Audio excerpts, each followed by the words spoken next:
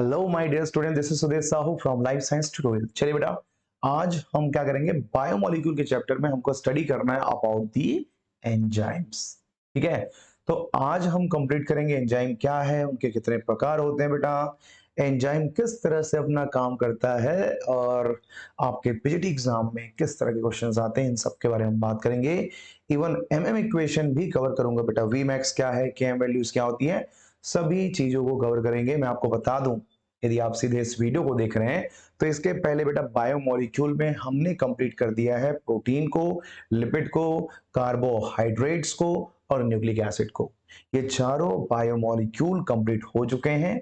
अब बेटा fifth number के बायोमोलिक्यूल बोल सकते हैं, क्योंकि ये प्रोटीन के अंदर ही आता है। क्योंकि आपको पता होगा बेटा 99% जो एंजाइम्स होते हैं वो सभी प्रोटीन होते हैं। 1% को छोड़ के, जो कि आरएनए नेचर का होता है, उसको हम राइबोजाइम कहते हैं। ठीक है, उसको छोड़ के बाकी सभी चीजें जो है वो प्रोटीन से बनी हैं। मतलब एंजाइम जितनी भी आप जानते हैं सब के सब प्रोटीन से बनते हैं। ठीक है, तो चलिए बेटा स्टार्ट करते हैं आज का टॉपिक हमारा एंजाइम। और एंजाइम क्या है बेटा, एंजाइम एक बायोकैटलिस्ट है। ठीक है, सबसे पहला जो पॉइंट हमारा बनता है, याद रखना कि ये जो एंजाइम है, अच्छा एंजाइम को बहुत सारे नाम है बेटा। एंजाइम को उत्प्रेरक भी कहते हैं, यदि हिंदी में हम बात करें तो उत्प्रेरक भी कहते हैं। ठीक है, उत्प्रेरक के नाम से भी जाते हैं। उत्प्रेरक हो गया, किण्वक भी बोलते हैं, मगर फर्मेंटेशन में यूज होती है। ठीक है, चलिए, एंजाइम एक बायोकैटलिस्ट है। ठीक है, एंजाइम एक क्या है बेटा, बायोकैटलिस्ट है। अच्छा, बायोकैटलिस्ट का मतलब होता है बेटा कि ये जो है वो बोल देते हैं, बायो का मतलब हो जाएगा जैव, और जैविक क्रियाओं को या जैविक रासायनिक प्रक्रियाओं को ये उत्प्रेरित करता है, तो जैव उत्प्रेरक के नाम से भी इसको जानेंगे। ठीक है, तो एंजाइम एक तरह का जैव उत्प्रेरक होता है जो, देखो जैविक क्रिया, ठीक है, जैविक क्रिया की बात करेंगे। अच्छा, जैविक क्रिया में आप लिख देना बेटा बायोलॉजिकल रिएक्शन। ठीक है, बायोलॉजिकल रिएक्शन, या फिर हमारे बॉडी में जो कोई भी केमिकल रिएक्शन चल रहा हो। ठीक है, केमिकल रिएक्शन चल रहा हो, केमिकल रिएक्शन को हम कहेंगे बेटा रासायनिक। ठीक है, रासायनिक क्रियाएं जो चलती है, ठीक है, रासायनिक क्रियाओं। तो अभी एक बार रिपीट कर लेते हैं भाई, एंजाइम एक बायोकैटलिस्ट होता है जो जैविक क्रियाओं या केमिकल रिएक्शन के दर को, दर को मतलब उसके स्पीड को बेटा, रेट को क्या करती है, इंक्रीज करती है। ठीक है, ये क्या करती है बेटा, इंक्रीज करती है। सिंपल सा मैंने यहां पे क्या कर दिया है, डेफिनेशन पुट कर दिया है। ठीक है, अब यहां पे एक स्टेटमेंट है भाई, सभी एंजाइम, सभी एंजाइम्स प्रोटीन नेचर के होते हैं या प्रोटीन से बने होते हैं। सभी एंजाइम प्रोटीन से बने होते हैं, कुछ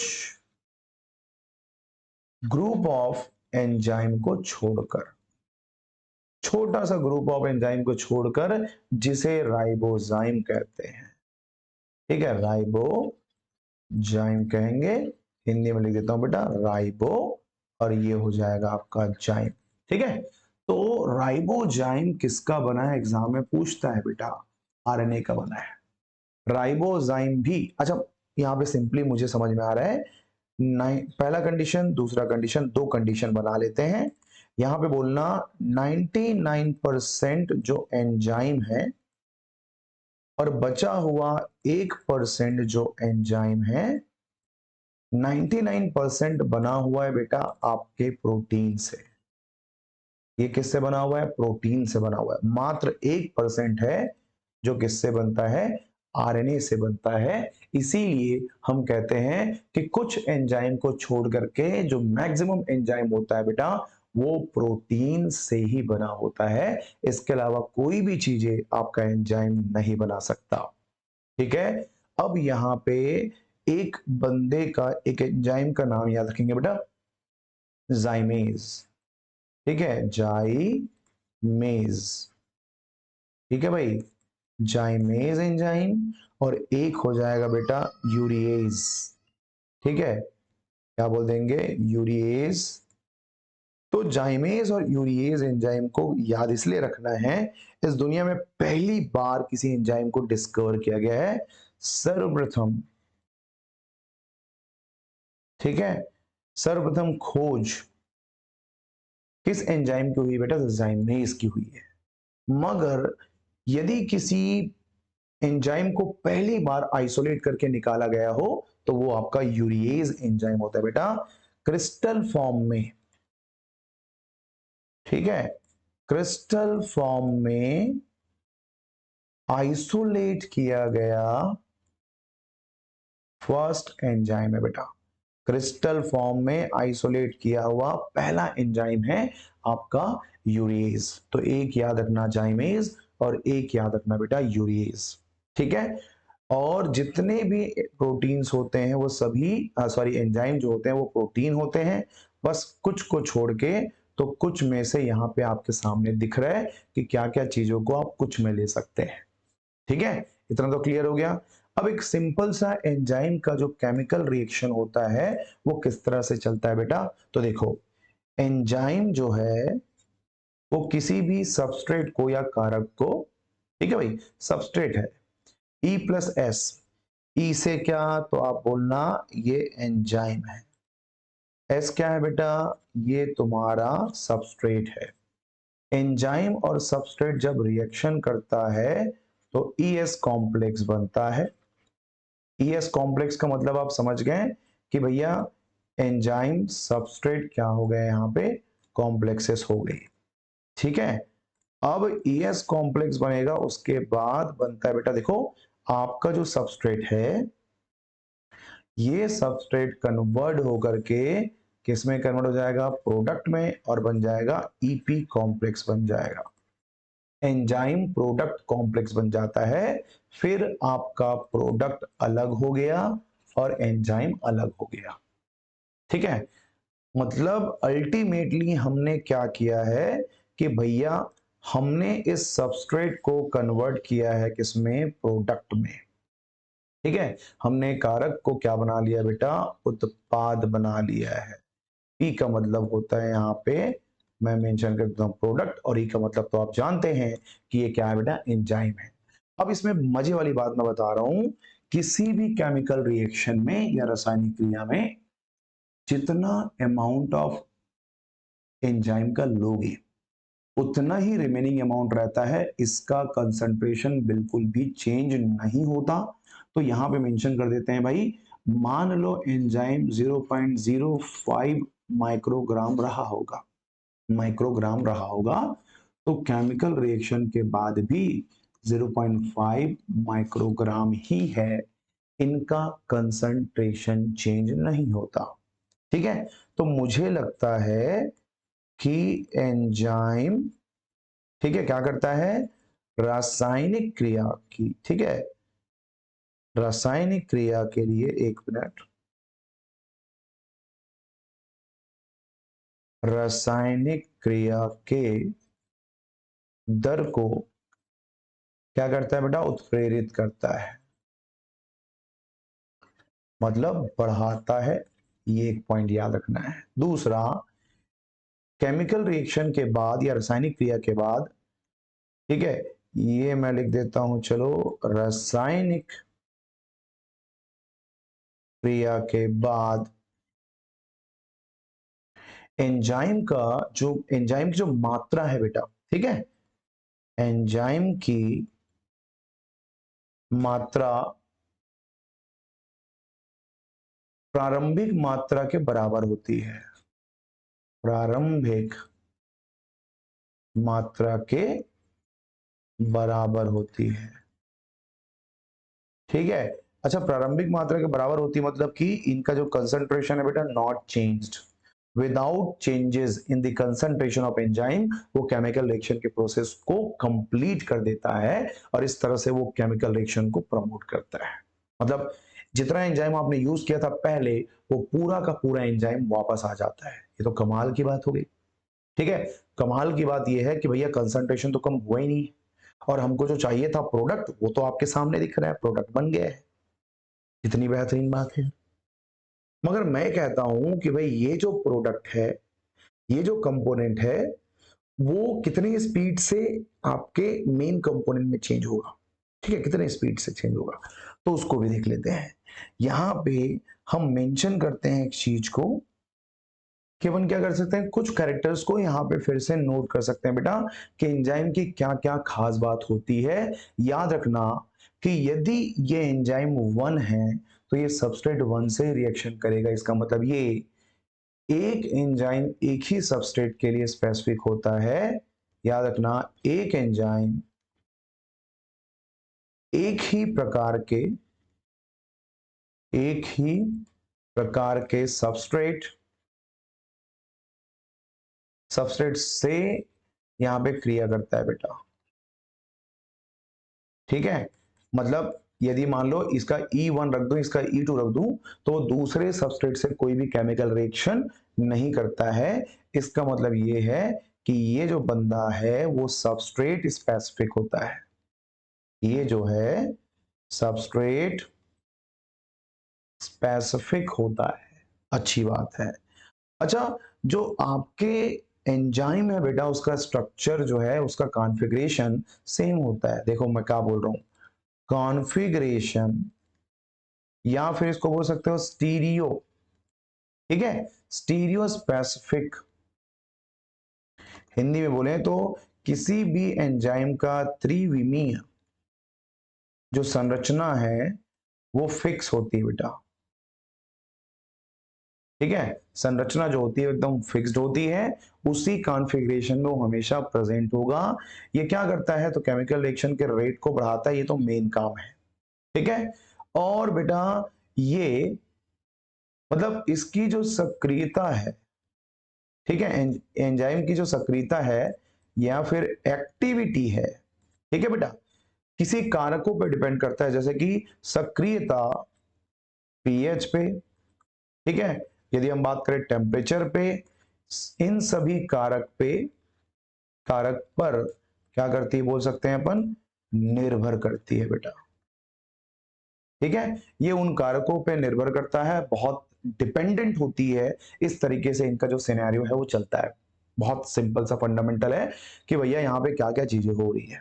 ठीक है, अब यहाँ पे थोड़ा सा और कंडीशन को देखते हैं। ये तो हो गई। अच्छा, जितनी भी चीजें मैंने यहाँ पे नोट की है बेटा, ये क्या है तो एंजाइम की प्रकृति है, एंजाइम की प्रॉपर्टीज कह सकते हैं, या उसके एंजाइम की क्या बोल देते हैं बेटा, गुण कह देते हैं।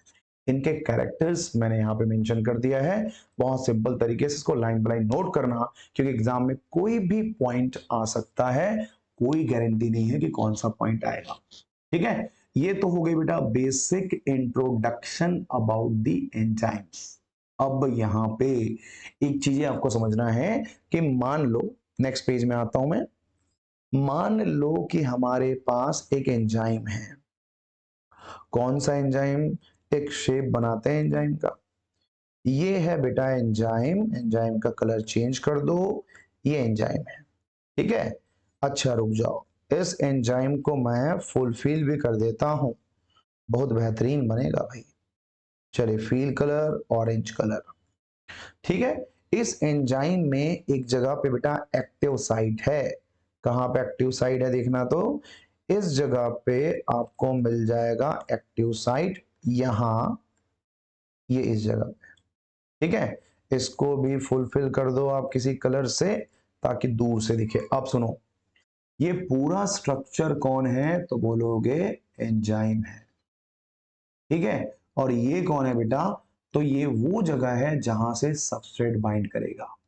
ठीक है, इसको बोलते हैं बेटा सबस्ट्रेट बाइंडिंग साइट, और इसी जगह को हम नाम रखेंगे क्या, एक्टिव साइट कहेंगे। क्या कहेंगे, एक्टिव साइट। या फिर हिंदी में बोलोगे तो बोल देना सक्रिय। ठीक है, सक्रिय साइट होता है बेटा, सक्रिय जगह होती है जहां से सबस्ट्रेट बाइंड करता है। तो मान लो कि भैया ये हमारा डायग्राम, इसको पकड़ लो। ठीक है, दो डायग्राम को पकड़े, अपन ने कॉपी किया, यहां पे सेट कर दिया। ठीक है, एक मिनट, ये हो गई बात, ये एंजाइम आ गया। अब इस एंजाइम में उस बंदे को लाओ जो जाके बाइंड होगा। तो मैं क्यों ना ऐसा करूं कि भैया ग्रीन कलर का एक हम सबस्ट्रेट बना लेते हैं जो उसी जगह पे जाके बाइंड करेगा, इसको भी फिल करा देते हैं। चलो कौन सा कलर से? ग्रीन कलर से। ये देखो, ये ग्रीन कलर का कंपोनेंट जाएगा और जाके बेटा इस जगह पे क्या कर लेता है? बाइंड कर लेता है। अब ये कौन है यार? ये जो अंदर में बंदा दिख रहा है वो कौन है? सबस्ट्रेट है। ठीक है, तो एंजाइम स्पेसिफिक सबस्ट्रेट में ही जाके बाइंड करेगा, या कोई स्पेसिफिक सबस्ट्रेट एंजाइम में आके बाइंड करता है। कोई दूसरा सबस्ट्रेट इमेजिन करो, यहां पे कोई दूसरा सबस्ट्रेट बना लो, ये लो, ये दूसरा सबस्ट्रेट है बेटा। ठीक है, इसको भी फिल कर देते हैं कलर से किसी, चलो पिंक कलर का बना देते हैं। इसका शेप डिफरेंट है ना, शेप जो है वो अलग दिख रहा है मुझे। तो याद रखना, not able to bind, not able to क्या बोल दूंगा बेटा? बाइंड। मतलब ये वाला सबस्ट्रेट बिल्कुल बाइंड नहीं कर सकता, दोनों की सिमेट्री सेम होना चाहिए। ठीक है, दोनों की सिमेट्री क्या होनी चाहिए? सेम होना चाहिए। चलो इमेजिन करो कि भाई अब ये एंजाइम जो है वो बाइंड हो चुका है, ये बाइंड हो गया है। तो यहां पे देख लो, क्या मैं इसको कह दूं ES? अच्छा एक मिनट, यहां पे नहीं रखना है इसको, दूसरी जगह रखते हैं। ठीक है भाई, यहां पे रखते हैं बेटा। क्या मैं इसको ES कॉम्प्लेक्स कह दूं बेटा? क्योंकि एंजाइम और सबस्ट्रेट दोनों बाइंडेड है। तो जब भी कभी कोई मॉलिक्यूल बाइंड करता है, जब भी कोई मॉलिक्यूल यहां पे बाइंड करता है बेटा, तो बाइंडिंग से कुछ एनर्जी रिलीज होती है। ठीक है, एंजाइम सबस्ट्रेट की बाइंडिंग होने से क्या हुआ? कुछ बॉन्ड्स ब्रेक हो जाते हैं। तो मैंने कहा कि यहां क्या हो गया बेटा? Break down and reformation. ठीक है, बंध का बनना और टूटना, कोई ना कोई बंध है जो बनता है और टूटता भी है बेटा। बनना और टूटना दोनों होता है, और इसी के कारण कुछ एनर्जी रिलीज होती है बेटा। तो उसका नाम रखते हैं बंध एनर्जी, बाइंडिंग एनर्जी रखते हैं। ठीक है, बंध के टूटने से जो ऊर्जा रिलीज हो रही है उसको बंध ऊर्जा या फिर बाइंडिंग एनर्जी कहते हैं बेटा। इसी बाइंडिंग एनर्जी का यूज, बात समझना, इसी बाइंडिंग एनर्जी का यूज करता है कौन? एंजाइम। अब सुनो ध्यान से, एंजाइम किसी काम को फास्ट करता है। ठीक है भाई, एंजाइम, एंजाइम किसी भी केमिकल रिएक्शन के रेट को बढ़ाता है। तुमने कहा एंजाइम किसी क्रिया के दर को, किसी क्रिया के दर को, ये देखो, कम लागत में। अब मैं बोलूंगा कम लागत में मतलब क्या है भाई? मतलब कम खर्चे में कैसे? मैं ये कहता हूं, एक काम को 10 मजदूर 10 घंटे में करते हैं, मगर 2 मजदूर ऐसे एक्सपर्ट हैं जो उसी काम को उतने ही टाइम में, ठीक है, 2 लोग कर लेते हैं। मतलब वो 2 लोग एक्सपर्ट है ना। तो यहाँ पे एंजाइम भी बहुत ज्यादा एक्सपर्ट है, ये टाइम कम लगाता है और पैसे का खर्चा भी कम होता है। देखो, एंजाइम किसी क्रिया, ठीक है, के दर को कम लागत में करता है। तो यहाँ पे एंजाइम किसी क्रिया को, 1 मिनट, 2 बार हो गया क्या? ठीक है, 2 बार हो गया है। एंजाइम किसी रासायनिक क्रिया को, रासायनिक लिख देते हैं, क्रिया के दर को कम लागत में पूर्ण करती है। कैसे? यही तो सवाल है ना, कि कैसे, कैसे ये कम लागत में पूर्ण करती है? कहीं ना कहीं से ऊर्जा लेती होगी ना। तो ये है बेटा, जब भी कभी एंजाइम किसी सबस्ट्रेट से बाइंड करता है तो वहां पे ऊर्जा रिलीज होती है, बाइंडिंग एनर्जी। और इसी देखो, कम लागत, यहाँ पे एक टर्म्स लिखा हुआ है, ये कम लागत मतलब ये हम बात कर रहे हैं एक्चुअल में एक्टिवेशन, एक्टिवेशन एनर्जी की बात कर रहा हूं। एंजाइम रिएक्शन में एक्टिवेशन एनर्जी या लागत कम लगती है, तो लागत कम कैसे करें? ठीक है, अब देखो, एक्टिवेशन एनर्जी को कम करने के लिए, कम करने के लिए एंजाइम क्या करता है बेटा? इस बंद ऊर्जा को, बाइंडिंग एनर्जी को यूज करता है।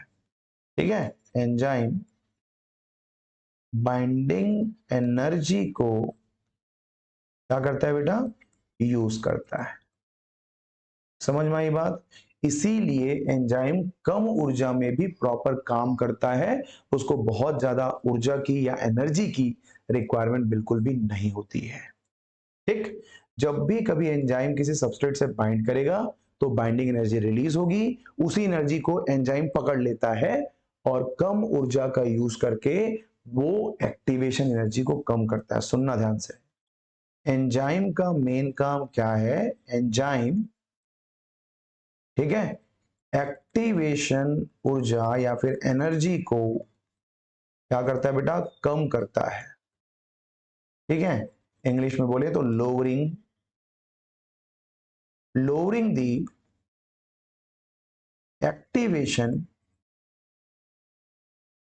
एनर्जी, एक्टिवेशन एनर्जी को कम करने का काम ये करता है बेटा तुम्हारा एंजाइम। बहुत बेहतरीन तरीके से काम करता है। इसीलिए जब हमारी बॉडी में किसी एंजाइम की डिफिशियंसी होती है तो बड़ा दिक्कत हो जाता है। ठीक है, तो ये एक मॉडल, एक जो एग्जांपल है मैंने आपको बताया है। चलिए केमिकल रिएक्शन या एंजाइम रिएक्शन की बात करते हैं। एक ग्राफ बनाते हैं जो एनसीईआरटी ने दिया हुआ है। ठीक है भाई, एक ग्राफ बनाते हैं बेटा। ये ग्राफ को आप समझ गए तो मान के चलना कि एंजाइम रिएक्शन आप समझ जाएंगे। ठीक है, यहां पे हम ग्राफ बना रहे हैं, मान लो इसको x मान लो, इसको आप y मान लो। ठीक है, यहां पे आपका पोटेंशियल एनर्जी आ जाएगा,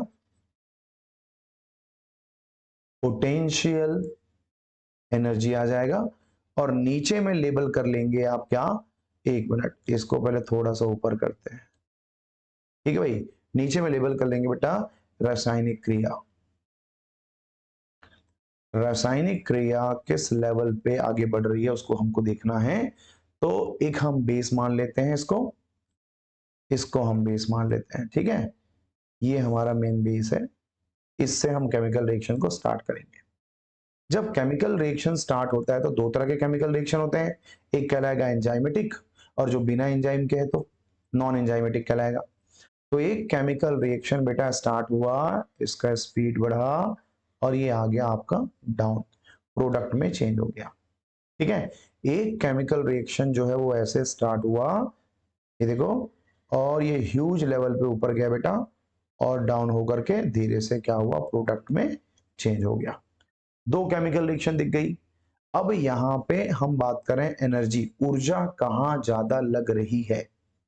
ठीक है, तो ऊर्जा कहां कहां पे ज्यादा लग रही है, एक को यहां से पॉइंट आउट करके बनाते हैं, इतना ऊर्जा लग रहा है रेड कलर में जो दिख रहा है वो, और एक ऊर्जा को अपन बना लेते हैं बेटा व्हाइट कलर से बना लेते हैं, यहां पे एनर्जी इतनी लग रही है। अब मुझे बताओ, ये दो केमिकल रिएक्शन है मान के चलो, मुझे बताओ किस में ऊर्जा ज्यादा लग रही है? मुझे लगता है इस वाले में। ठीक है, इस वाले में जो एनर्जी है बेटा वो ज्यादा लग रहा, और ये व्हाइट वाले में जो एनर्जी है वो क्या लग रहा है बेटा? कम लग रहा है। अब बताओ, जहां पे एंजाइम काम करता है वहां पे एक्टिवेशन एनर्जी या ऊर्जा कम लगता है, तो जिसमें कम लग रहा है वो क्या है? रासायनिक क्रिया है। ठीक है, ये वाला जो कम लग रहा है आपको, ये क्या है बेटा? रासायनिक क्रिया है। रासायनिक में एंजाइमेटिक क्रिया बोल सकते हैं। तो उत्प्रेरक की उपस्थिति में जो क्रिया हो रही है उसको हम कहते हैं बेटा एंजाइमेटिक। एंजाइमेटिक रिएक्शन हो रहा है यहां, और यहां क्या हो रहा है तो बोलना नॉन एंजाइमेटिक, बिना एंजाइम के। बिना एंजाइम के केमिकल रिएक्शन हो रहा, इसीलिए यहाँ पे ऊर्जा की जरूरत ज्यादा है। मगर जहां पे एंजाइम प्रेजेंट है वहां पे कम ऊर्जा में भी केमिकल रिएक्शन चल जा रहा है। ये लाल कलर में जो मेंशन्ड है बेटा, ठीक है, ये रेड कलर में जो मेंशन्ड है ये क्या है, एक मिनट इसको हटाओ, एरो लेके आ जाओ। ये रेड कलर में जो दिख रहा है वो ऊर्जा है, ये व्हाइट कलर में दिख रहा है वो ऊर्जा है। तो बेटा रेड कलर में दिख रहा है वो क्या है, ये एक तरह का एक्टिवेशन एनर्जी है। अब एंजाइम की अनुपस्थिति में, ठीक है, मैंने कहा एंजाइम की एब्सेंस में, ठीक है, ये क्या है, एक्टिवेशन एनर्जी है, एक्टिवेशन एनर्जी है। और इसको ऐसा करते हैं, इसको इधर ले आते हैं, ठीक है, इसको टिल्ट करके इधर ले आते हैं, इसको बढ़ा लेते हैं, ठीक है भाई। चलिए ये क्या है, तो एंजाइम के प्रेजेंस में, अच्छा अच्छा एक मिनट, दब रहा है क्या, हाँ ये दब रहा है, एक मिनट,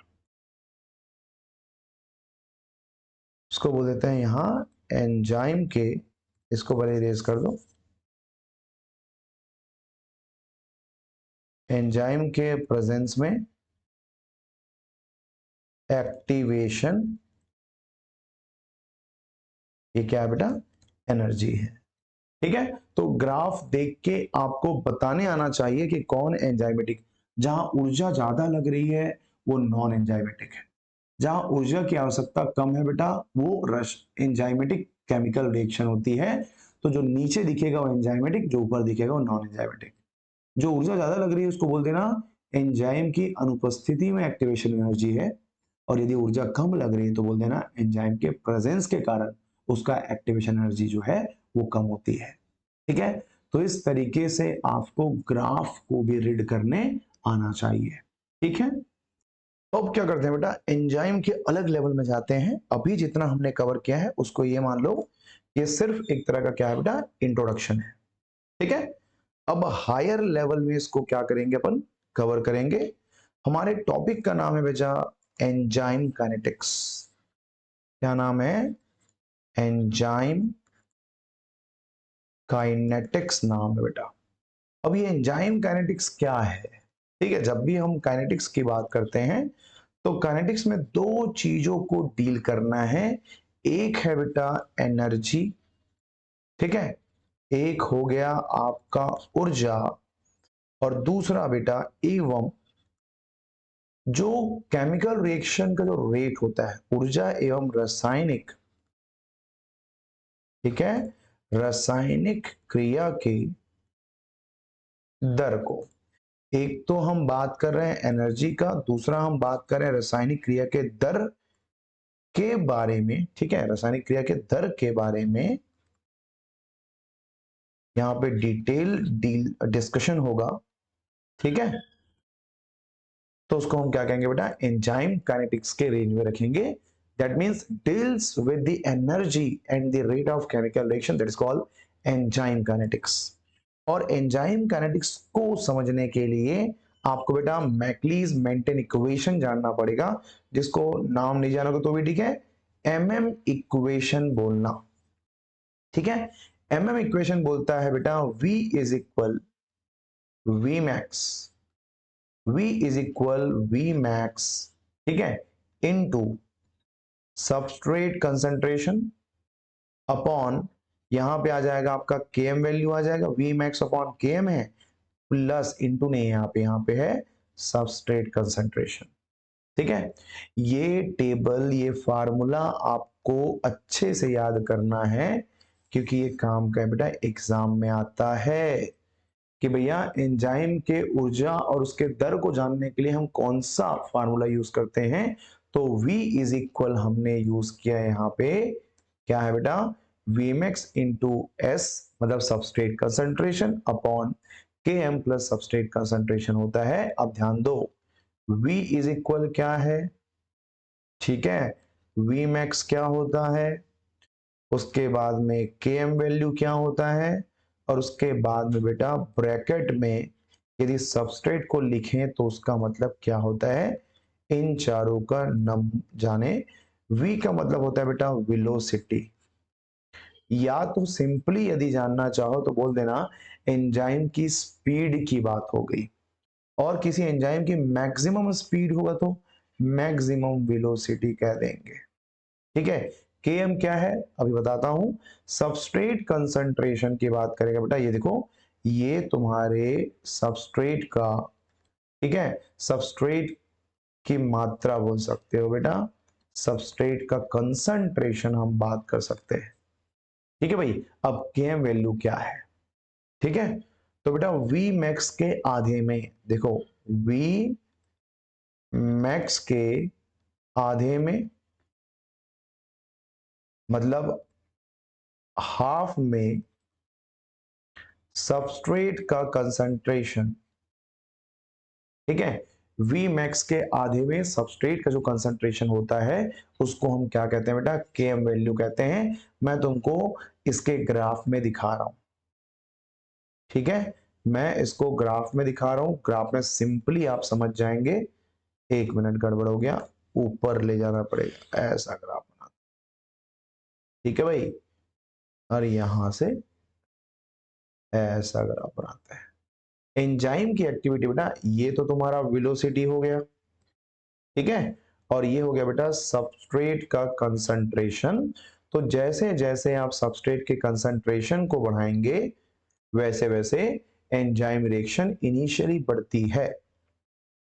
ये देख लो, ये धीरे धीरे सबस्ट्रेट का कंसंट्रेशन जो है वो इंक्रीज होती है, और बेटा अल्टीमेटली क्या हो जाती है, कांस्टेंट हो जाती है। अब बताओ, कितना भी सबस्ट्रेट डाल दो, यहां पे सबस्ट्रेट को बढ़ाते जाओ, आपका एंजाइम एक्टिविटी अब इससे ऊपर नहीं जाएगा। मतलब ये रेंज जो है वो इसका मैक्सिमम रेंज कहला रहा है, ये रेंज इसका मैक्सिमम रेंज है बेटा। तो इसी मैक्सिमम रेंज को हम कहते हैं वी मैक्स। और वी मैक्स के आधे में देखो, वी मैक्स के आधे में क्या मैं लेबल कर सकता हूं इसको, बिल्कुल, वी मैक्स के आधे में इतना, सबस्ट्रेट का कंसंट्रेशन कितना, ये देखो, ये जो पॉइंट आपको दिख रहा है ये बेटा सबस्ट्रेट की कंसंट्रेशन को बता रहा है। देखो यहाँ पे यहाँ पे यहाँ पे मार्क कर दो, ये सब सबस्ट्रेट के कंसंट्रेशन को बता रहा है। तो जस्ट V मैक्स के आधे में सबस्ट्रेट का जो कंसंट्रेशन है बेटा वो कहलाता है आपका क्या, Km वैल्यू। इस ग्राफ को हम कहते हैं हाइपरबोलिक, इस ग्राफ को हम कहते हैं क्या, हाइपरबोलिक कर्व कहते हैं बेटा। ठीक है, एक होता है सिग्मोइडल कर्व और दूसरा होता है हाइपरबोलिक कर्व। तो हाइपरबोलिक कर्व यहां पे बनता है। ठीक है, हमने Km क्या है यहां पे समझाया। Vmax एक मान के चलो एंजाइम की औकात कितनी है, वो कितने जल्दी कितने सबस्ट्रेट को प्रोडक्ट में चेंज कर सकता है, उसका Vmax है। ठीक है, मैक्सिमम वेलोसिटी है, स्पीड है उसका। एक कार को चला रहे हो, 100 की स्पीड में चल रही है, उसके बाद 110 तक वो नहीं जा सकती, उसकी औकात ही उतनी है। तो Vmax क्या है बेटा, एंजाइम की औकात होती है। और एंजाइम की जितनी औकात होती है उसके आधे में जितना सबस्ट्रेट का कंसंट्रेशन होता है उसको हम क्या कहते हैं, Km वैल्यू कहते हैं। और जब भी सबस्ट्रेट में ब्रैकेट डाल दे तो सबस्ट्रेट का क्या होता है, कंसंट्रेशन या फिर सबस्ट्रेट की मात्राएं कितनी होती है वो यहां पे लेबल करती है। तो ये बेटा आपका क्या है, हाइपरबोलिक कर्व है। ठीक है, सिंपल है, हाइपरबोलिक कर्व हमने यहाँ पे बना दिया है। चीजें जो है मेरे ख्याल से क्लियर हो गई होगी। अब यहाँ पे देखो यार, एक होता है बेटा टर्न ओवर नंबर होता है, ठीक है, टर्न ओवर नंबर, ठीक है, टर्न ओवर, क्या बोलेंगे इसको, नंबर कहेंगे बेटा। ये टर्न ओवर नंबर क्या है, ठीक है, तो एक एंजाइम गिवन टाइम में, मतलब एक सेकेंड में, जैसे मान लो हम सेकेंड की बात करेंगे तो वहां पे हम पर सेकेंड की बात करते हैं। ठीक है, एक एंजाइम कितने सबस्ट्रेट को प्रोडक्ट में चेंज करेगी विद इन अ सेकेंड। ठीक है, एक एंजाइम, ठीक है, दिए गए समय में, दिए गए समय में हम बात करेंगे बेटा पर सेकेंड की ना, पर सेकेंड में कितने सबस्ट्रेट को, कितने सबस्ट्रेट को प्रोडक्ट में चेंज करता है या प्रोडक्ट में परिवर्तित करता है। ठीक है, परिवर्तित करता है। इसको हम क्या कहेंगे बेटा, टर्न ओवर नंबर कहेंगे। प्रोडक्ट पर सेकंड की बात यहां पे हो रही है।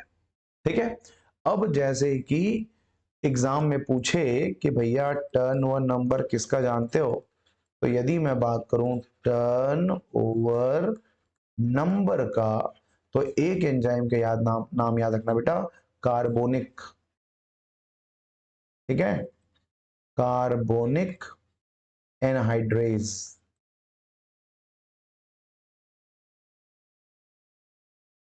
ठीक है भाई, कार्बोनिक एनहाइड्रेज एंजाइम का यूज कर, मतलब ये वो एंजाइम है बेटा जिसका सर्वाधिक,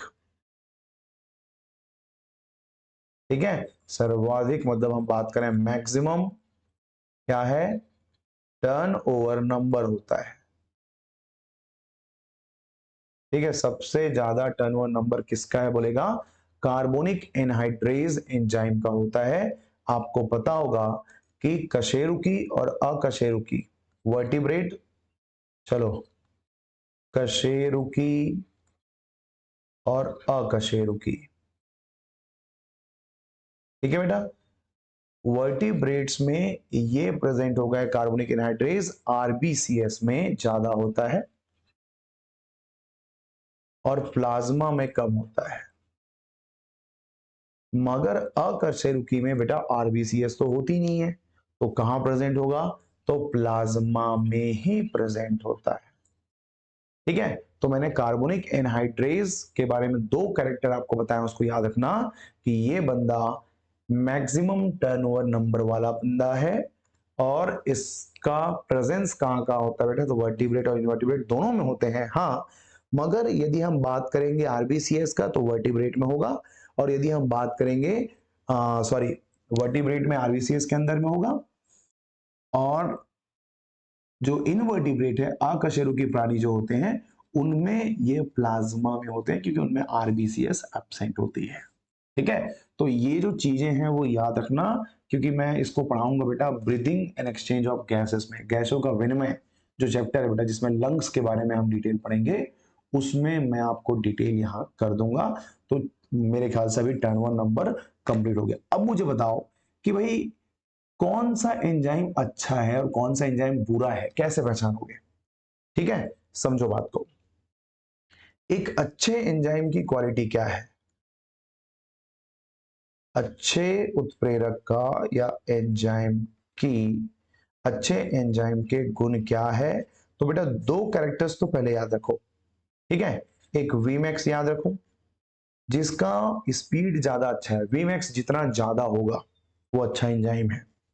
ठीक है, जिसका केएम वैल्यू कैसा होना चाहिए, कम होना चाहिए। यदि कोई एंजाइम, ठीक है, यहां पे मेंशन कर रहा हूं, यदि किसी एंजाइम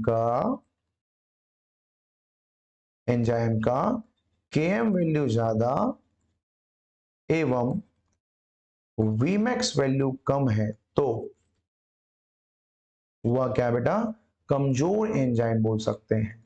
ये क्या कहलाएगा, कमजोर एंजाइम के खानदान में बिलोंग करेगा। ठीक है, तो वह कमजोर एंजाइम होता है, में ना लिख करके होता है लिख देते हैं, कमजोर एंजाइम होता है। मेरे ख्याल से बहुत सिंपली मैंने इसको डिफाइन कर दिया, चीजों को क्लियर हो गया बेटा कि कौन सा एंजाइम अच्छा है और कौन सा एंजाइम बुरा है।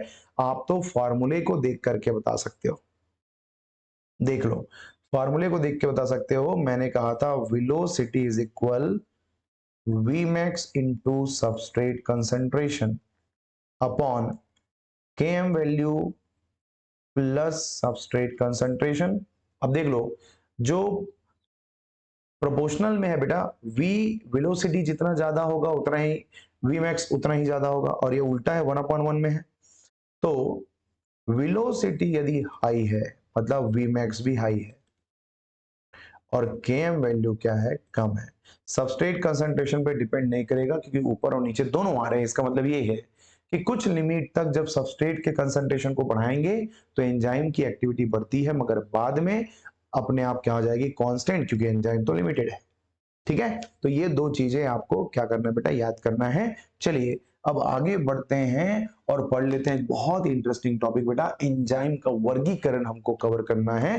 तो चलिए कवर करते हैं वर्गीकरण। ठीक है, लिख दो, यहां पे हेडिंग डाल देते हैं, एंजाइम का वर्गीकरण। ठीक है भाई, तो बेटा एंजाइम की वर्गीकरण करने के लिए एक कमेटी बैठी थी जिसको हम कहते हैं ईसी, एंजाइम कमीशन कहते हैं। क्या कहते हैं, एंजाइम कमीशन कहते हैं। एक तरह का कमेटी गठित हुई थी जिन्होंने एंजाइम के क्लासिफिकेशन को रेगुलेट किया, वर्गीकृत किया है।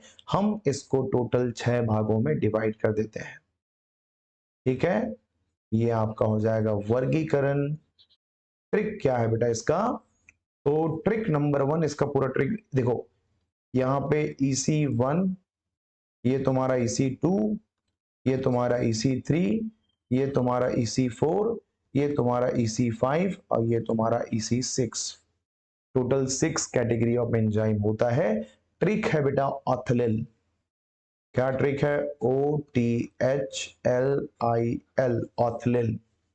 ठीक है, क्या बोला, OTHLI,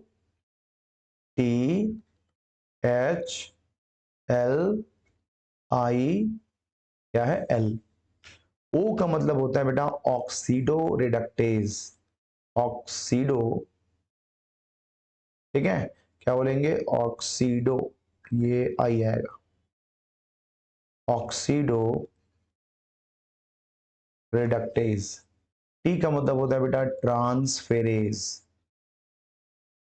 H का मतलब, पहले देखो, H मतलब आ जाएगा हाइड्रोलेज,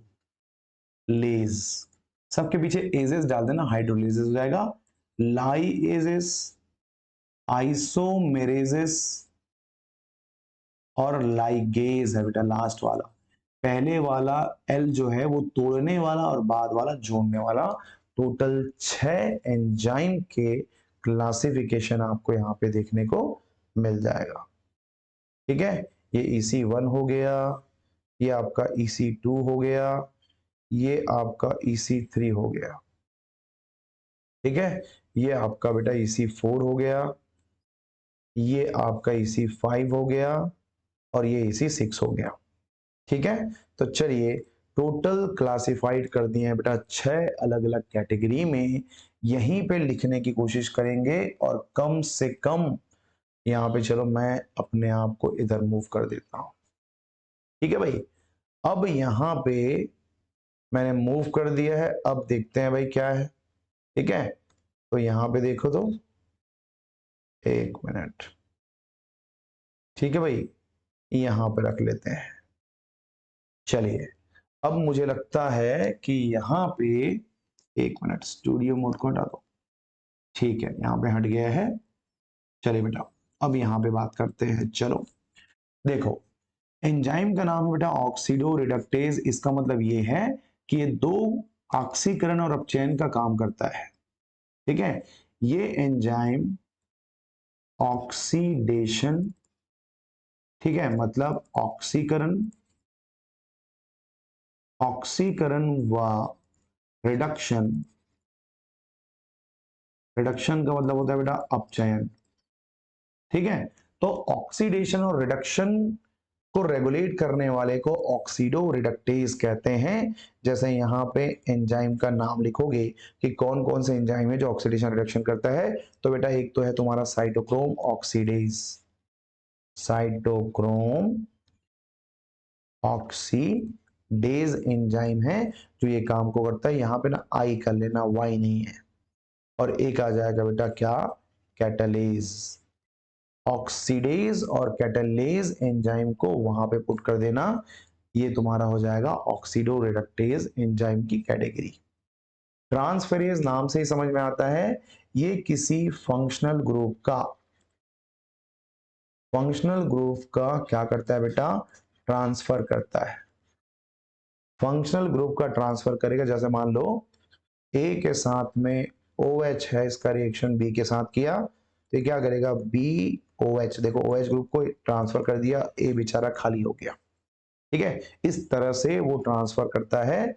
यदि एग्जाम्पल की बात करोगे बेटा तो बहुत सारे हैं, अमीनो ट्रांसफरेज, अमीनो ट्रांसफेरेज। ठीक है, ये एक एंजाइम है जो अमीनो ग्रुप का ट्रांसफर करता है, नाम से ही समझ में आता है। फॉस्फेट ग्रुप का ट्रांसफर करने वाला हेक्सोकाइनेज, जो कि आपके ग्लाइकोलाइसिस में आता है। हेक्सोकाइनेज के साथ आप बोल सकते हैं बेटा ग्लूकोकाइनेज। ये दोनों एंजाइम एक साथ आपके रेस्पिरेशन में आते हैं बेटा, और भी बहुत सारे एंजाइम होते हैं। ठीक है, बट इतना याद रखो चल जाएगा। अब आता है बेटा हाइड्रो मतलब वाटर। ठीक है, H2O की उपस्थिति में, H2O की उपस्थिति में क्या करता है, ये बॉन्ड्स को तोड़ता है बेटा। ठीक है, H2O की उपस्थिति में बंध का क्या करता है, अपघटन करता है।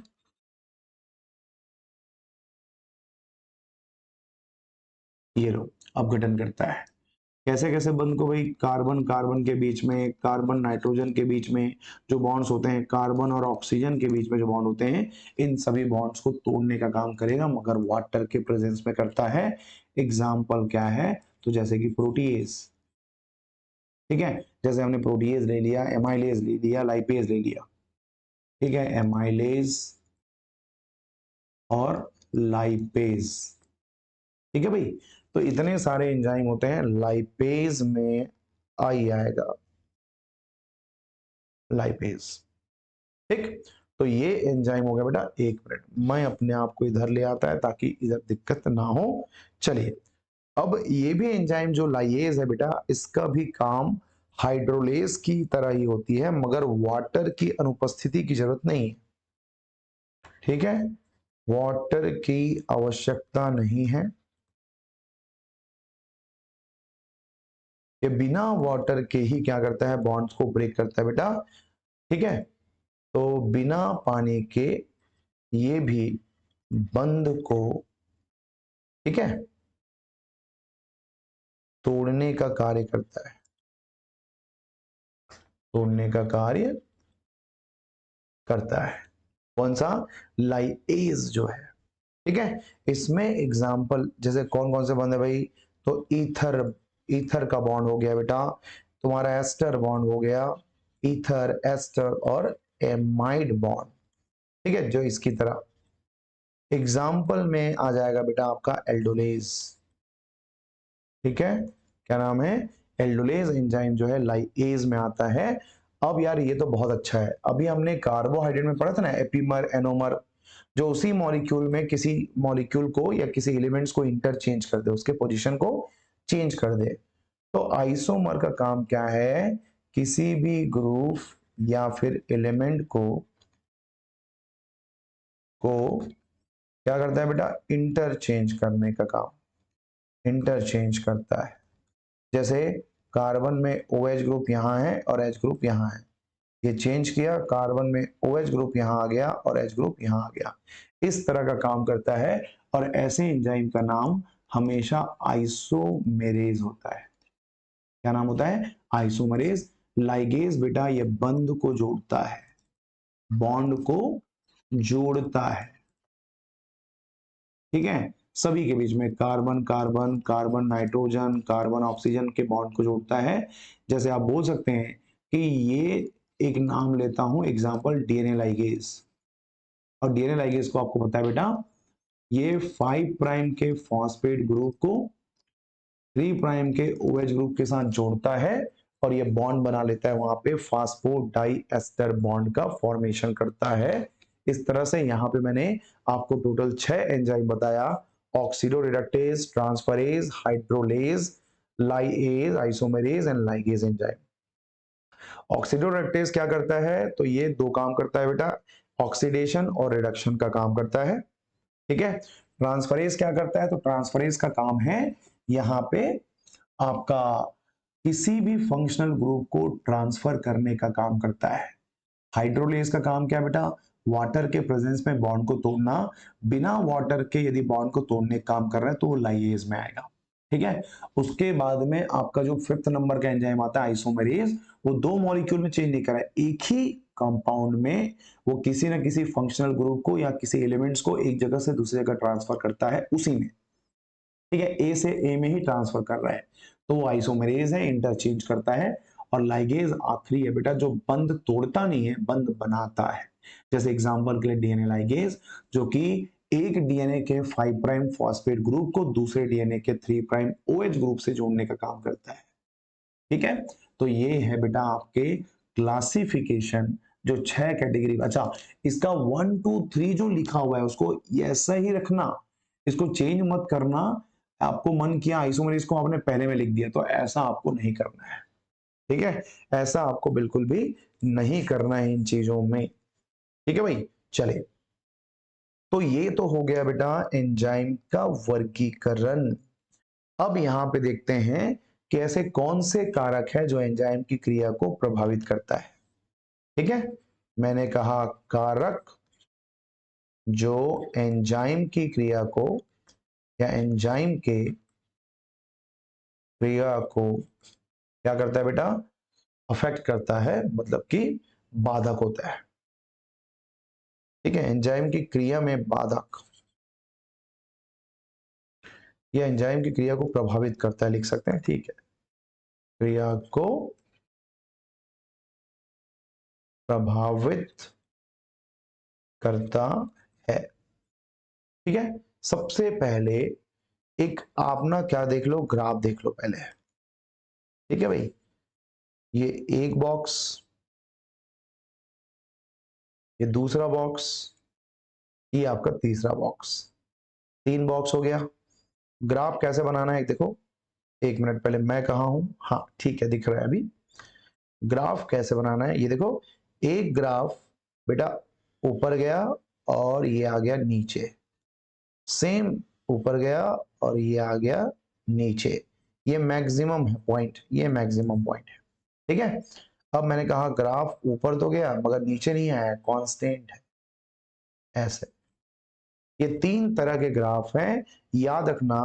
पहला फैक्टर है बेटा पीएच, दूसरा फैक्टर है बेटा ताप, मतलब टेम्परेचर की बात कर रहे हैं, और तीसरा फैक्टर है बेटा सबस्ट्रेट। तीसरा जो फैक्टर है वो कौन है, सबस्ट्रेट है। अब ग्राफ देख के मुझे ये बताओ, बस इतना ही बताना है आपको। एक तो ग्राफ सॉरी, एक तो यार ग्राफ आएगा और आपसे पूछा जाएगा कि बताओ इनमें से जो कारक है एंजाइम के, जो भी कारक हैं उसमें सबस्ट्रेट कौन है, टेम्परेचर कौन है और पीएच कौन है। तो इस ग्राफ का मतलब क्या होता है पहले मैं बता दूं आपको। पहले पहले और दूसरे को समझ लेते हैं, दोनों सेम है बेटा, दोनों के लिए एक साथ लिखूंगा मैं ये कह रहा हूं कि पीएच को जब शुरुआत में बढ़ाओगे, ये 0 से मैक्सिमम में आता है, ये 0 से मैक्सिमम में आता है। पीएच को बढ़ाया तो बढ़ा, मगर एक लिमिटेड पीएच के बाद वापस गिर गया। टेम्परेचर को आपने बढ़ाया तो बढ़ा, मगर कुछ टेम्परेचर और बढ़ाने के बाद ये कम हो गया, इसको आप कह देना ऑप्टिमम कह देना। ये क्या है बेटा, ऑप्टिमम है, ऑप्टिमम पीएच ऑप्टिमम टेम्परेचर है, ठीक है। ये तीसरा कारक है। और चौथा कारक है बेटा तुम्हारा यहां पे इनहिबिटर, ठीक है। चौथा कारक क्या है, इनहिबिटर्स होते हैं, बताऊंगा अभी इनहिबिटर्स क्या है, अभी फिलहाल इन 3 को पहले देख लो, ठीक है भाई। चलिए, पीएच और टेम्परेचर को, ठीक है, सिंपली लिख रहा हूं मैं शुरुआत में,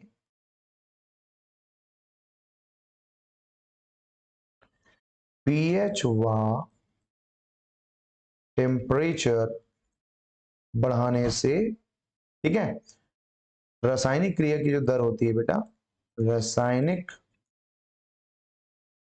क्रिया की दर बढ़ती है, मगर एक ऑप्टिमम, ठीक है, ऑप्टिमम मतलब मैक्सिमम ऑप्टिमम पीएच एवं टेम्परेचर के बाद क्या होती है, घट जाती है, ठीक है। ऑप्टिमम पीएच एंड टेम्परेचर के बाद यदि घट जाती है तो समझ जाना कि वो पीएच और टेम्परेचर है। मगर सबस्ट्रेट में ऐसा नहीं है, सबस्ट्रेट बढ़ाने से पहले बढ़ता है, उसके बाद जिसको हम कहते हैं सैचुरेशन, एंजाइम के सैचुरेट होने के बाद, ठीक है, जो इसका एक्टिविटी है बेटा वो क्या हो जाएगी, कम नहीं होगी, ना तो बढ़ेगी और ना ही घटेगी। उसके बाद ये क्या हो जाता है बेटा, कांस्टेंट, अपरिवर्तित हो जाती है, कांस्टेंट हो जाती है। पहले बढ़ेगा उसके बाद क्या हो जाएगा, कांस्टेंट। तो ये तुम्हारा ग्राफ बन गया जो पहले हमने बनाया था। ये तुम्हारा वेलोसिटी वाला था, ये तुम्हारा सबस्ट्रेट कंसंट्रेशन वाला था, और ग्राफ क्या था, हाइपरबोलिक। यही तो वही कर्व है ना, हाइपरबोलिक कर्व। तो इस तरीके से आप यहाँ पे इसको बता सकते हैं बेटा कि क्या क्या चीजें यहाँ पे आती है। अच्छा अच्छा, मैं इधर ले आता हूं कि आप जैसे सबस्ट्रेट को बढ़ाओगे तो इनिशियली बढ़ेगी और उसके बाद में धीरे से क्या हो जाएगा, वो कम हो जाएगा। तो जब तक, बात समझना, जब तक आपने शुरुआत में सबस्ट्रेट के कंसंट्रेशन को बढ़ाया, इनिशियली सबस्ट्रेट कंसंट्रेशन को बढ़ाना, तो आपका जो वी मैक्स होता है वो बढ़ता है, वेलोसिटी बढ़ती है, मैक्स नहीं बोलेंगे, वेलोसिटी बस लिखेंगे, वेलोसिटी बढ़ती है। मगर आफ्टर सम टाइम,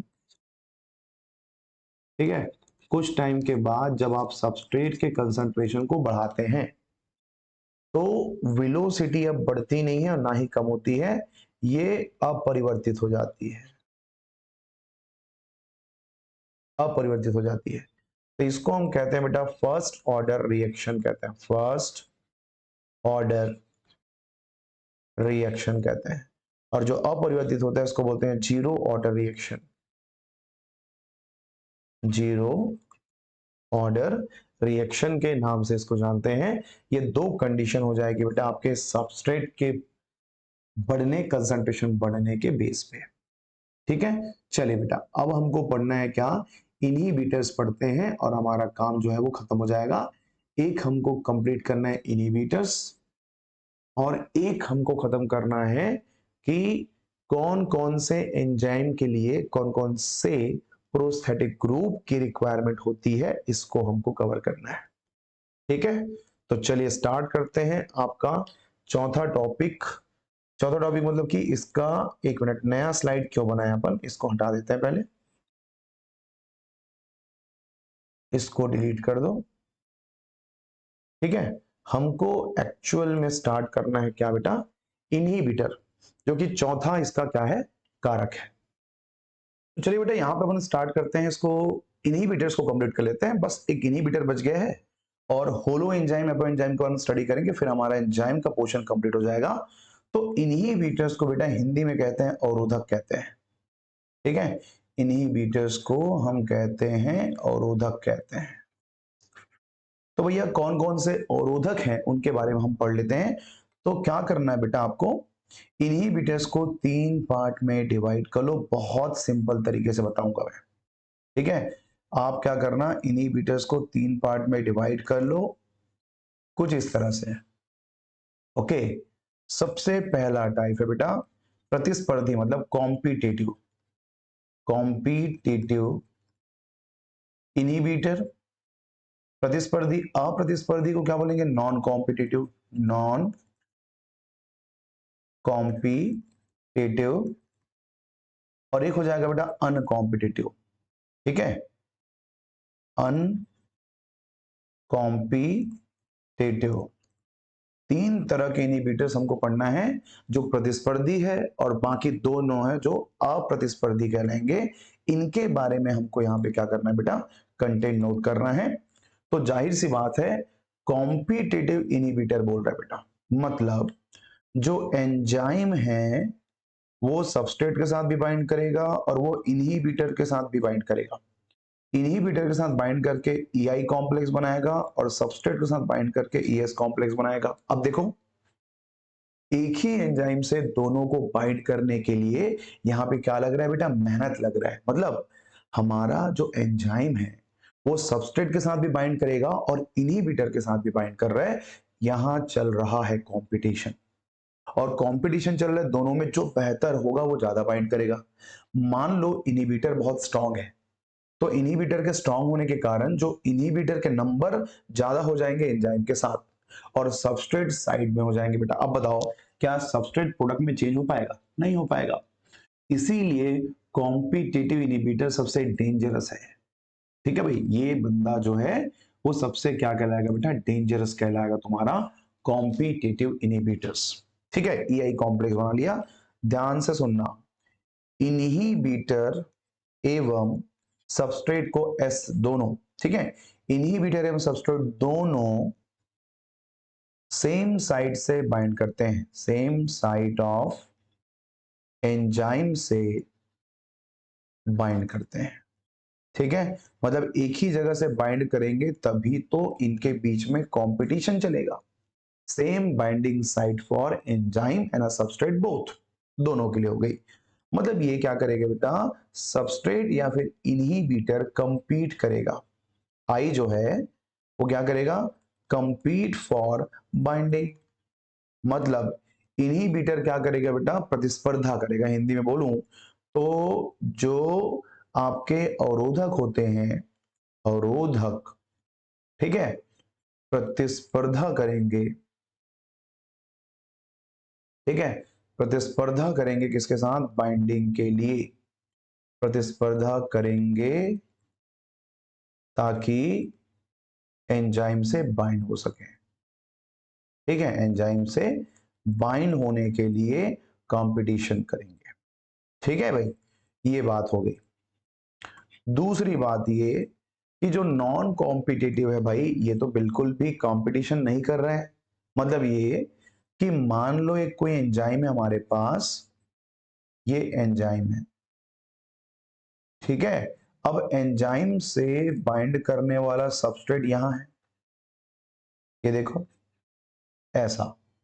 ठीक है, ये दोनों मिलके मान लेते हैं कि एंजाइम सबस्ट्रेट कॉम्प्लेक्स बना लिए। और जो हमारा इनहिबिटर है बेटा, यहाँ पे इनहिबिटर है वो आई है, इसकी बाइंडिंग साइट यहाँ है, सबस्ट्रेट की बाइंडिंग साइट यहाँ है। मतलब यहाँ पे इनहिबिटर बाइंडिंग के लिए कंपटीशन नहीं करेगा, इनहिबिटर के लिए दूसरा बाइंडिंग साइट होगा। इनहिबिटर के लिए दूसरा क्या होगा बेटा, बाइंडिंग साइट प्रेजेंट होगी, कंपटीशन नहीं होगा। मतलब यहाँ पे दोनों के दोनों बाइंड करेंगे। मतलब ये आपका एंजाइम भी बाइंड कर रहा है और यहाँ पे आपका सबस्ट्रेट भी इसके साथ बाइंड कर रही है। एंजाइम सबस्ट्रेट कॉम्प्लेक्स तो बन गया, प्लस हमारा जो इनहिबिटर है वो यहाँ पे आके बाइंड कर लिया मान लो, तो दोनों की बाइंडिंग हो रही है, तो नॉन कॉम्पिटिटिव हो गया बेटा। इसमें क्या हो रहा है, इसमें और तमाशे चल रहा है। क्या चीजें देखो यहाँ पे, ये तीसरा वाला कंडीशन कहता है, एक मिनट, तीसरे वाले में बेटा इनहिबिटर के लिए कोई बाइंडिंग साइट नहीं थी पहले, इनहिबिटर के लिए कोई बाइंडिंग साइट नहीं थी, मगर जब इनहिबिटर अपने एंजाइम से बाइंड करता है तो यहां पे देखो, जैसे मान लो ये बाइंड कर लिया, ठीक है भाई, ये दोनों बाइंड कर लिए। अब बाइंड होने से इंड्यूस होकर के नया बाइंडिंग साइट बनता है फॉर दी सबस्ट्रेट। ये देखो इंड्यूस होकर के, अब यहां देखना, एंजाइम की बाइंडिंग साइट तो थी पहले से, ये देखो, और इनके साथ सबस्ट्रेट ने बाइंड किया हुआ था, तो ये ऐसा बाइंड है। इसके बाद मैं कहता हूं कि भैया इसके पास एक नया बाइंडिंग साइट आ रही है कुछ इस तरह से, ये देखो इस जगह पे इंड्यूस हुआ है। अब यहां पे आके कौन बाइंड करेगा बेटा, जो इनहिबिटर है वो आके बाइंड कर लेगा ऐसे। देखो तीनों के बाइंडिंग का कंडीशन अलग है।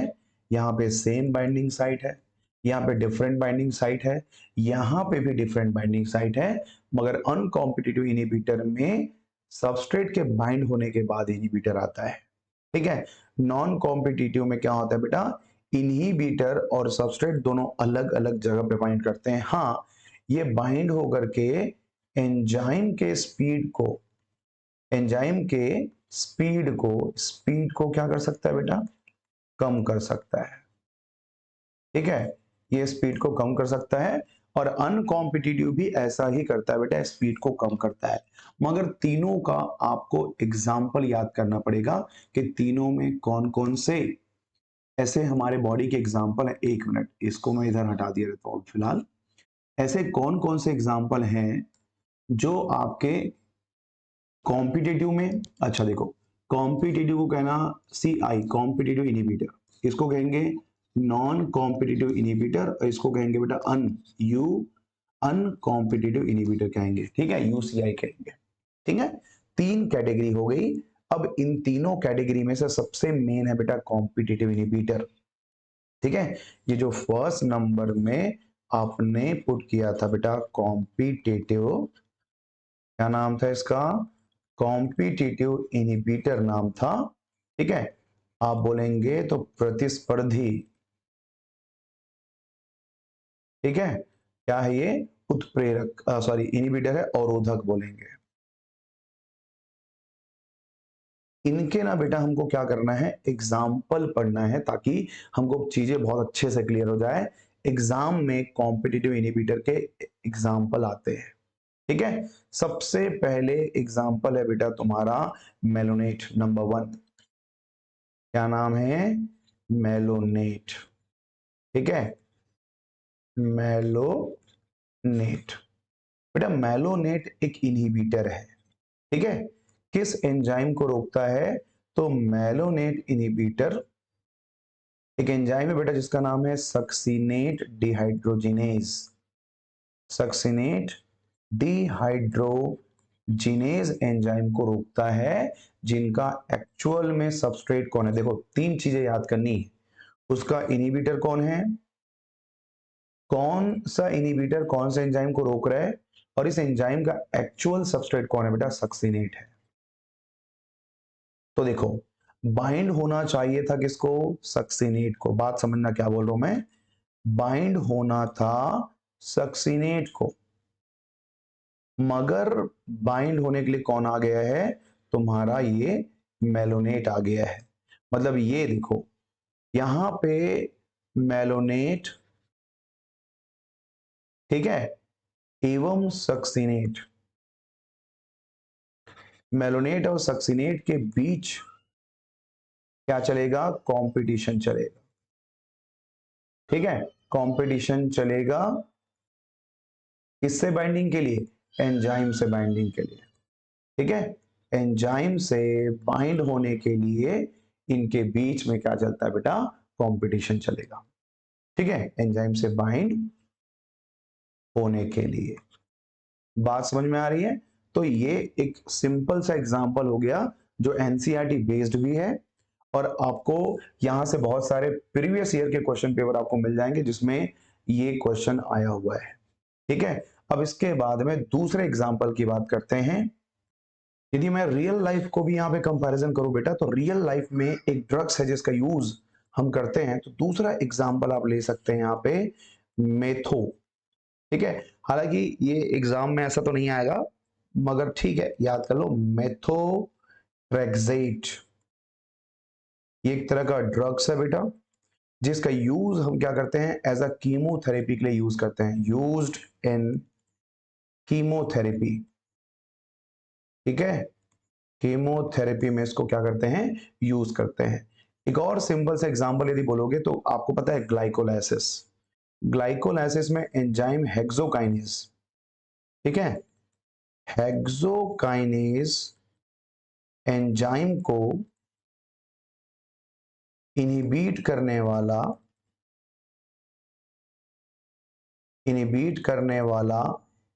कौन है बेटा, तुम्हारा ग्लूकोज 6 फॉस्फेट है। तो ग्लूकोज 6 फॉस्फेट भी यहाँ पे क्या है, इनहिबिटर की तरह काम करता है। तो दो चार यहाँ पे मैंने आपको एग्जांपल मेंशन कर दिए हैं जो आपके कॉम्पिटिटिव इनहिबिटर में आते हैं। इसको नोट कर लेना क्योंकि एग्जाम में पहला जो फर्स्ट नंबर का है बेटा कॉम्पिटिटिव इनहिबिटर वो ज्यादातर आता है। ठीक है, इसमें और कुछ खास बातें हम ऐड कर सकते हैं, जैसे कि भाई प्रीवियस पेज में आते हैं बेटा, यहाँ पे मैंने एंजाइम के कंडीशंस के बारे में बताएं, तो कौन सा एंजाइम किस फॉर्म को इनहिबिट करता है? यहां पे याद रखना, कोई भी इनहिबिटर दो चीजों को कम ज्यादा कर सकता है बेटा, एक Vmax और एक आपका Km वैल्यू। ठीक है, सब जगह पे मैं लिख रहा हूं Vmax और Km वैल्यू, यहां पे भी Vmax और Km वैल्यू। ठीक है, तो याद कैसे करना है बेटा, पहले इंक्रीज, बाद में डिक्रीज और बाद में डिक्रीज। ठीक है, एक ही जगह इंक्रीज होगा। अब बताओ, क्या कोई इनहिबिटर एंजाइम के Vmax को बढ़ा सकता है क्या? कभी नहीं। तो पहले कंडीशन में Km वैल्यू बढ़ जाती है और Vmax रहता है बेटा अनचेंज्ड। अब बोलोगे Km क्यों बढ़ गया? क्योंकि ज्यादा सबस्ट्रेट की रिक्वायरमेंट होती है, ज्यादा सबस्ट्रेट की नीड होगी, इसीलिए इसका जो Km वैल्यू होता है वो बढ़ जाता है, मगर Vmax जैसा का तैसा रहता है बेटा। नॉन कॉम्पिटिटिव में क्या हो रहा है कि भैया ये तो एंजाइम जो भाग रहा था हाई स्पीड से, उसको रोक दिया है। तो रोकने का मतलब ये है कि Vmax की वैल्यू कम हो गई और ये क्या हो गया बेटा, अनचेंज्ड हो गया। और यहां तो गड़बड़ है, दोनों के दोनों कंडीशन क्या हो जाएंगे यहां पे। एक मिनट हटा देता हूं मैं, ऐसा यहां रख देता हूं, देख लो यार। पहले कंडीशन में Km बढ़ा, Vmax अनचेंज, नो चेंजेस हुई। ठीक है, सेकेंड कंडीशन में Vmax कम हो गया और Km वैल्यू अनचेंज रहा। तीसरे कंडीशन में आप देख लो कि भैया Vmax और Km दोनों की वैल्यू कम हो जाती है, तो उसको हम कहते हैं अनकॉम्पिटिटिव इनहिबिटर। मैंने तीनों इनहिबिटर के जो मेन की पॉइंट जो एग्जाम के लिए बहुत इंपॉर्टेंट है, उसको एक ही पेज में आपको डिलीवर कर दिया है, इंक्लूडिंग एग्जाम्पल बेटा। मैंने यहाँ पे तुमको एग्जाम्पल भी मेंशन कर दिया है ताकि तुम इन चीजों को अच्छे से कवर कर पाओ। ये हो गया बेटा इनहिबिटर के बाद जो आपको मुझे बतानी थी। चलिए हम नया चीज स्टार्ट करते हैं बेटा। कोई भी एंजाइम, ठीक है, किसी भी एंजाइम के यदि फॉर्मुलेशन की बात करेंगे तो वो बेटा प्रोटीन से बनता है। तो चलिए हम बात करते हैं टाइप्स ऑफ एंजाइम का। ठीक है, हम बात करते हैं बेटा टाइप्स ऑफ एंजाइम। अब मुझे बताओ कि आपका जो एंजाइम होता है वो प्रोटीन से बनता है, मगर प्रोटीन के साथ साथ और भी कई सारे अदर कंपोनेंट भी जुड़ते हैं। यदि वो सिर्फ प्रोटीन से बना हो तो उसको हम कहते हैं बेटा सरल। ठीक है, सरल एंजाइम बोल देता हूं, ब्रैकेट में लिख देता हूं सिंपल, सिंपल एंजाइम। और एक एंजाइम आता है बेटा जिसमें नॉन प्रोटीन कंपोनेंट भी होता है, इसको हम कहते हैं होलो एंजाइम कहते हैं, होलो एंजाइम कहते हैं। एग्जाम में यहीं से क्वेश्चन आता है कि होलो क्या है, एपो क्या है, पूछा जाता है। ऐसा एंजाइम जो सिर्फ प्रोटीन या फिर अमाइनो एसिड से बना हो, ऐसा एंजाइम जो प्रोटीन या अमाइनो एसिड से ही बना हो, उसके अलावा कोई भी अदर कंपोनेंट ना हो, उसको हम क्या कहते हैं बेटा, सिंपल एंजाइम की कैटेगरी में रखते हैं। मगर ठीक है, ऐसे प्रोटीन या ऐसे एंजाइम जो प्रोटीन के साथ साथ, प्रोटीन के साथ साथ नॉन प्रोटीन ना, अच्छा नॉन प्रोटीन में कौन आएगा बेटा, नॉन प्रोटीन में तुम्हारा आएगा कार्बोहाइड्रेट। ठीक है, कार्बोहाइड्रेट हो गया, लिपिड हो गया, आयंस हो गए, मेटल्स हो गए, इन सब की बात कर रहा हूं। तो प्रोटीन के साथ साथ नॉन प्रोटीन से बने होते हैं, दोनों से बने होते हैं। जब दोनों से बना है बेटा उसको हम क्या कहेंगे, होलो एंजाइम कहेंगे। मगर इन दोनों को दो पार्ट में डिवाइड कर दो, ऐसे दो पार्ट में डिवाइड कर दो। इधर लिख देना प्रोटीन पार्ट, प्रोटीन वाले पार्ट को अलग हटा दो और नॉन प्रोटीन पार्ट को अलग हटा दो। ये हो जाएगा तुम्हारा नॉन प्रोटीन पार्ट, बिना प्रोटीन का बना हुआ पार्ट हो गया बेटा। प्रोटीन पार्ट्स को हम कहते हैं एपो एंजाइम। मतलब समझ रहे हो ना क्या बोल रहा हूं मैं, कि आपका होलो एंजाइम प्रोटीन पार्ट और नॉन प्रोटीन पार्ट से मिलकर बना है, जिसमें से प्रोटीन पार्ट्स को हम क्या कहते हैं, एपो एंजाइम कहते हैं बेटा। और नॉन प्रोटीन पार्ट्स को आप कह सकते हैं कोफैक्टर, इसको आप कह सकते हैं कोफैक्टर। मगर कोफैक्टर ये नहीं है, नॉन प्रोटीन पार्ट्स में तीन हो सकते हैं। ठीक है, वन, ये टू और ये थ्री। ठीक है, सबसे पहला होगा बेटा कोफैक्टर। सबसे पहला जो कंपोनेंट है आपका क्या है, कोफैक्टर है। सेकेंड कंपोनेंट है बेटा कोफैक्टर के बाद आता है प्रोस्थेटिक ग्रुप। प्रोस्थेटिक ग्रुप कहते हैं, एक आ गया कोफैक्टर, एक आ गया प्रोस्थेटिक ग्रुप, और एक का नाम है क्या, मेटल आयंस। ठीक है, मेटल आयंस हो गया। चलो पहले कोफैक्टर और प्रोस्थेटिक ग्रुप को बनाता हूं, उसके बाद मेटल आयन में चलेंगे। तो सबसे पहली बात जो आपको सीखना है बेटा, को में ओ आया है, मतलब ये कार्बनिक है, ऑर्गेनिक है। ठीक है, कोफैक्टर क्या है तो बोल देना ऑर्गेनिक मटेरियल होता है या ऑर्गेनिक कंपोनेंट होता है। प्रोस्थेटिक ग्रुप भी क्या है, ऑर्गेनिक है। ठीक है, बोल दे रहा हूं हिंदी में भाई, कार्बनिक है। कार्बन से बना हुआ कोई भी कंपोनेंट जो है वो कार्बनिक या ऑर्गेनिक मटेरियल कहलाता है। अब देखो, जब दोनों के दोनों यदि ऑर्गेनिक है तो दोनों का नाम क्यों अलग अलग रखा गया है, एक का नाम कोफैक्टर और एक का नाम प्रोस्थेटिक ग्रुप क्यों है, क्योंकि एंजाइम के साथ इनकी जो बंधता है, बाउंडिंग जो होती है वो अलग अलग होती है बेटा। जो कोफैक्टर होते हैं वो लूजली बाउंडेड होता है, लूजली बाउंडेड विथ एंजाइम, मतलब इसको एंजाइम से आसानी से अलग किया जा सकता है। ठीक है, अलग किया जा सकता है। और आपको जान के हैरानी होगी बेटा, ऐसे कौन सी चीज है जो कोफैक्टर है। यदि कोफैक्टर के एग्जाम्पल की बात करूं तो एग्जाम्पल आप जानते हैं, हमारे बॉडी में ऐसा क्या ऑर्गेनिक है, vitamin. All kinds of vitamin जो होते हैं वो आपके आ जाते हैं बेटा कहां पे, कोफैक्टर्स में। विटामिन की बात हो गई। ठीक है भाई, ये लूजली बाउंड होते हैं, आसानी से निकाल सकते हैं। मगर प्रोस्थेटिक ग्रुप, ठीक है, टाइटली बाउंडेड होता है बेटा, टाइटली बाउंडेड विथ एंजाइम होता है, बहुत कॉम्पैक्टली बाउंड होता है। जैसे कि एग्जांपल के लिए तुम बोल सकते हो हिम ग्रुप।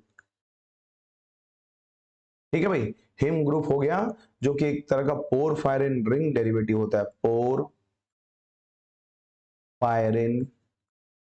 Ring derivative. जैसे कि हीमोग्लोबिन को ले लो, तो हीमोग्लोबिन में प्रोटीन के साथ साथ नॉन प्रोटीन पार्ट में सेंट्रल आयन और पोरफायरिन रिंग होती है।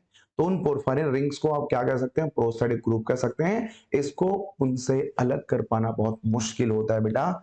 मेटल आयन अकार्बनिक है, इनऑर्गेनिक है। ठीक है, इनऑर्गेनिक होता है, जैसे कि आप जानते होंगे बेटा Fe2+ हो गया, ठीक है, जिंक हो गया, मैग्नीशियम हो गई, ठीक है, निकिल हो गया, मॉलिब्डेनम हो गई। ये सभी चीजें जो है वो क्या कहलाती है, इनऑर्गेनिक कंपोनेंट कहलाती है। अब एग्जाम में दो क्वेश्चन आता है कि भाई, एक मिनट पहले ये दिखा नहीं क्या, एक मिनट यहां से हटा देते हैं इसको, कि आपका जो इनऑर्गेनिक कंपोनेंट है वो करता क्या है एंजाइम के साथ बाउंड होके, एक क्वेश्चन। दूसरा क्वेश्चन ये कि मेटल आयन किस किस एंजाइम में अलग अलग तरह के मेटल आयंस होते हैं, उनके नाम विद एंजाइम आपको याद करना पड़ेगा, जो आपके एग्जाम पर्पस के लिए इंपॉर्टेंट है। ठीक है, तो यहां पे मैं क्या कर रहा हूं, यहां पे मेंशन कर दे रहा हूं बेटा कि हमारे पास कौन कौन से ऐसे मेटल आयन होते हैं जो एंजाइम में यूज होते हैं। सबसे पहले फेमस है Mg2+। ठीक है, तो Mg2+ जो होता है बेटा वो आपके का ग्लाइकोलाइसिस के एंजाइम होते हैं, जिसका नाम जैसा कि हेक्सोकाइनेज, हेक्सोकाइनेज का भाई का नाम ग्लूकोकाइनेज, और इस दुनिया में सबसे मोस्ट अबंडेंट एंजाइम जिसका नाम रोबिस्को है। ठीक है, इन तीनों में आपको देखने को मिल जाएगा मैग्नीशियम, जो एंजाइम की क्रिया को फास्ट करता है, बढ़ाता है। आयरन की बात करते हैं बेटा, आयरन से नाम से समझ गए, साइटोक्रोम में आता है।